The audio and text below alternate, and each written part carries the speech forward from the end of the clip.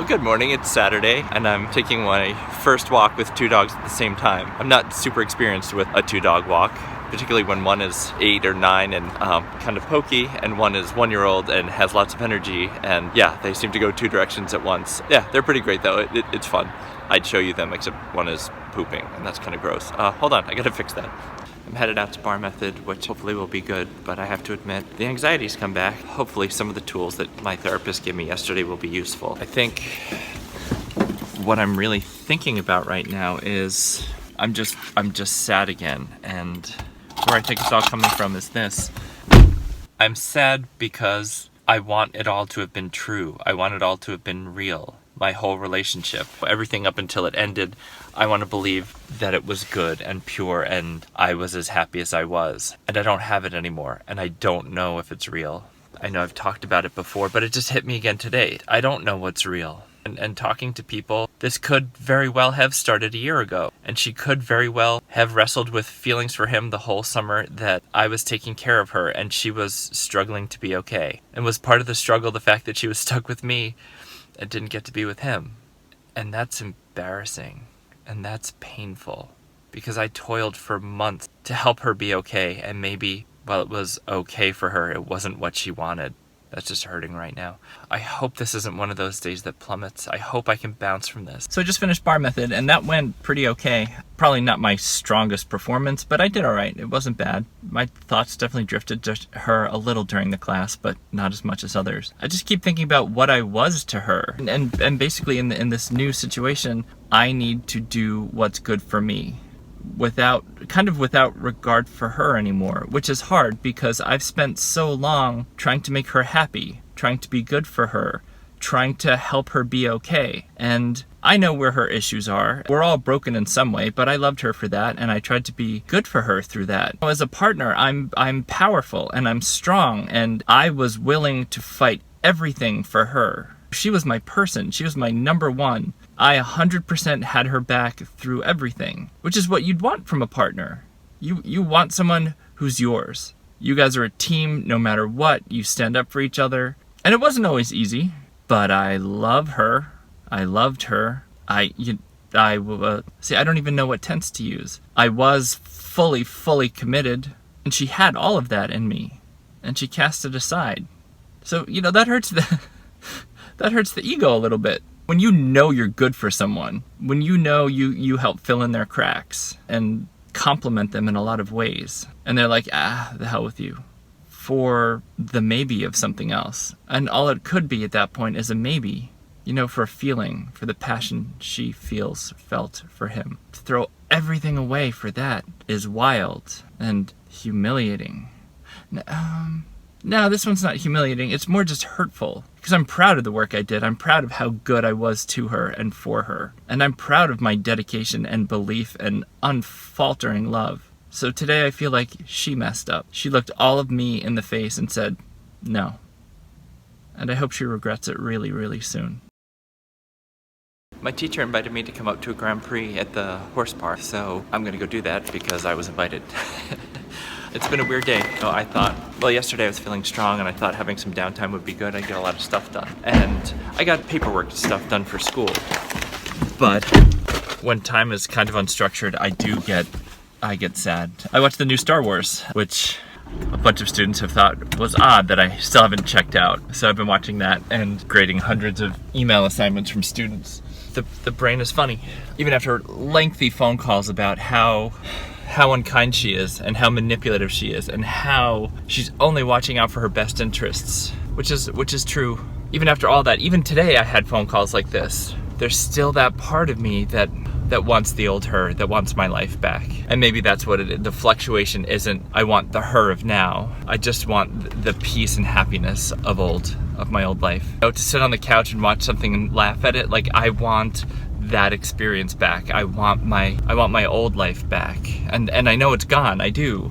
But I guess I'll forever pine for it. Or maybe not forever, I'll meet somebody. But now when I'm alone, it seems so silly that I don't have it anymore. Because I wasn't wrong, I didn't do anything bad. It makes no sense that it's gone away. That's what it is. It's very easy to want it back when it makes no sense that you've lost it. I think that's the problem, and that's where I have to put work in. And that was one of the things I talked about with my therapist yesterday. I don't want to do that work. It's painful and it's hard and it's unnatural, and why does she have to be so messed up and not think I'm great? I don't know, but that's the problem. We had so many good things. And, you know, in her text last night, the last one said, I thought we were on the same page. And the same page about what? The same page about blowing it all up, about destroying the whole, like, no, we're not on the same page, because I believed all of it was good. And she believes that what she has with him is better. There's no same pageness here.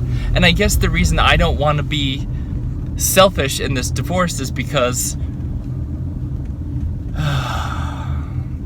is because why? Because she'll realize how good I am. And we already know she's not going to do it. Like, it's so circular, and I'm sorry to keep talking about the same things. I thought maybe I'd arrive at a more profound point. Truth is, I'm just lonely today. And when I get lonely, the comfort I seek is what was really comfortable and good. And it's gone.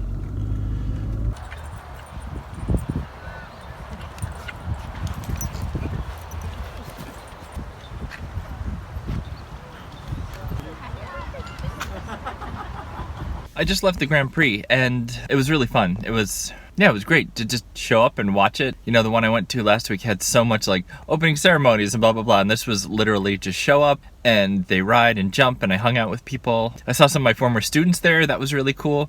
I did sort of get overcome with the feeling of I don't know how to put into words. Basically, we could have had such a fun life together. Like, I'm interested in learning about things she cares about. Not for her, but because I really like it. And I don't, you know, this gets you to that desperate stage, or me at least, where I want to get in touch with her and be like, look at what you're missing. Like, I'm so good. Like, we have so much about us is so good. Why wouldn't you try and make this work? Why would you just cut and run? Because you still like me, and you still tell me that well, no, not so much in the past week or two, but she clearly wants to have a presence in my life, or wants to be involved in my life in some weird way, or maybe not clearly. I don't know, but you know, I see other couples and I don't get how they work, and then I think about her and I, and we worked so well. It just seems like lunacy that she broke up with me. Yeah, like it I wish I could say something more profound, but we were so good together. I don't get how he's even more. Or I wish it made sense. Like, I wish I sucked, or I was insensitive, or I had big issues, but I don't. I'm good for her. You know, everyone's got skeletons in their closet, and I know about a lot of her skeletons, and I love her for it. And I'm a strong person, and I was strong for her, and I was good for her, and I would have fought everyone for her. And it wasn't good enough, or it just wasn't right, I guess. I don't know. I'm a little sad today. You know, I think the text she sent yesterday, you know, kind of seeped into my brain a little and brought me down. I've talked a lot with people about her character and this and that, but like, I still don't want to believe it. I have to believe it, but I don't want to. And our life could have been so much fun. And I see references to so much stuff we were into all over the place. And I just want to talk to her about it and be like, oh, you know, look at this restaurant in New York. Look what they're doing. We should do that. You know, I want to do that future planning with her. And she doesn't. But it wasn't gradual. It was just an off. And I still can't make sense of it. I don't know if I ever will. It's the most painful thing anyone's ever done to me. To just pull it out from under you. Like, it's also good, it's also good, it's also good. Boom, it's done. It's cruel. And when I get weak, I just pine for what used to be before the flip of the switch. You know, I hope at some point I can get to a point at which I feel like, oh, she doesn't deserve me. I don't know what it'll take to get there. I don't know if I need to date people who are kind to me, or, you know, live on my own and just get strong. Like, I don't know. But I'm such a people person that I think a lot of validation comes from people. Okay, I'm going to go home.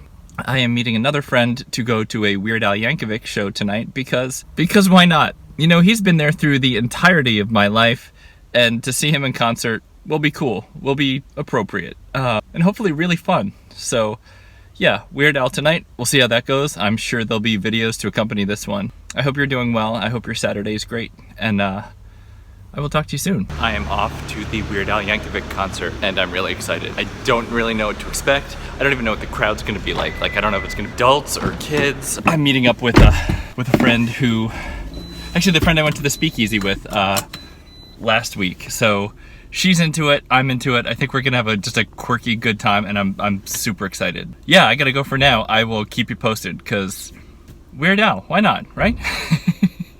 Hey, it looks like it's gonna be a gorgeous sunset, but it'll be a good backdrop for a concert. Hope you're good. I'll see you later.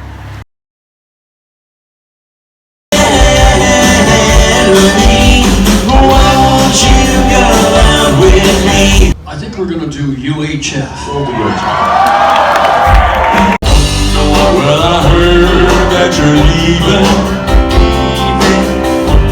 Gonna leave me far behind. Those were the good old days. Those were the good old days. My velvet Elvis. My velvet Elvis. Oh, every single morning. Saturday's done. It's a pretty good day. I went up to the horse show, and that was really fun. It's nice to just be able to drive somewhere, park for free, meet up with people who seem to like me and welcome me, and hang out, talk, and just be friendly with people. Like, you'd be surprised how meaningful that is, because it can be a pretty lonely life right now. Came home, I walked both dogs. Yeah, this was my first full day of dual dog watching. It's a bit more work, getting them both leashed up, and one walks slow and one walks fast, and who's hyper, and then the slow one is like, it's just, I mean, it's fine, and we'll get used to it. You know, we'll set a new rhythm tomorrow. I went over to the Weird Al concert in Point Loma tonight at Humphreys, and it was really, really fun. I met a friend there who has similar quirky tastes in music that I do, and we had a really good time. Since I'd purchased the tickets months ago, when she asked how much, she owed me, I said nothing, so she bought me a Mai Tai. Mai Tais are good. That's an appropriate Weird Al concert kind of drink. Just sort of rum and fruit juicy. It was a good time. It was a cool show because it was all original works and sort of deep cuts. So, it was songs I'd grown up with on his albums that I never ever thought I'd see live. So it was like deeply satisfying to see One More Minute or Airline Amy or, oh god, just so many of them. I was hoping that he would do Frank's 2000-inch TV, and Midnight Star. Midnight Star is one of my all-time favorites. One of those two would have been super cool. It was great. Like, his voice is so on point, and he can change it to match any style he's doing. Yeah, it was wonderful. I would see him again tomorrow if the opportunity presented itself. Just a really fun show. I have been thinking a bit today and tonight just about, it's back to that missing my old life thing, and it's still impossible for me to understand that she doesn't want me.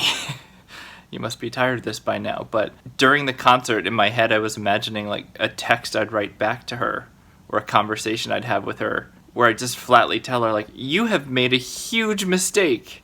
You've made an error. Like, you're not doing it right. Like, you haven't chosen the right person. You didn't break up right. Like, you're doing it wrong. And I think this gets back to like the compulsive thoughts I was having last week or 2 weeks ago.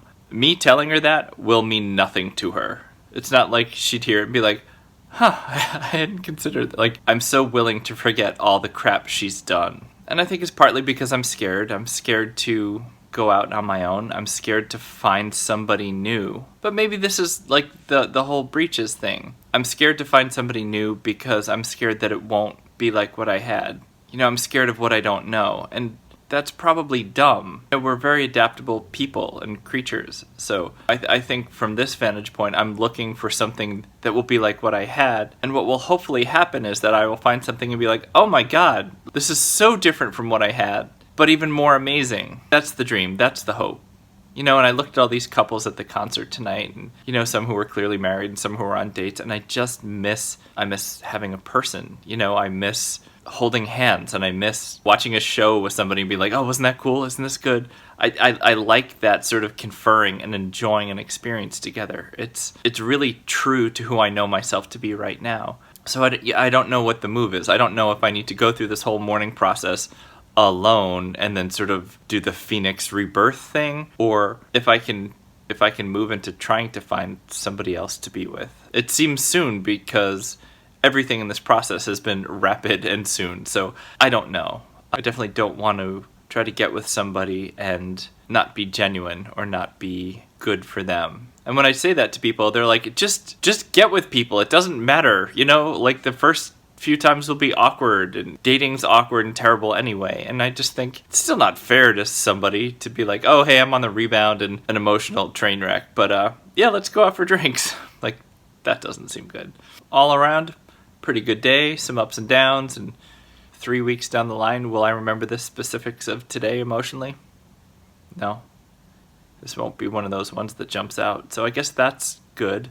Tomorrow I am looking forward to going to Bar Method and having a lesson around 1:30, and I might go to the movies tomorrow night. If I can get all my paperwork done, maybe I'll take myself to the movies and see something I want to see by myself. Okay, I'm going to sign off for now. I hope you've had a wonderful day, and I hope you're doing well, and I hope tomorrow is equally good for you. Have a great night. See you later.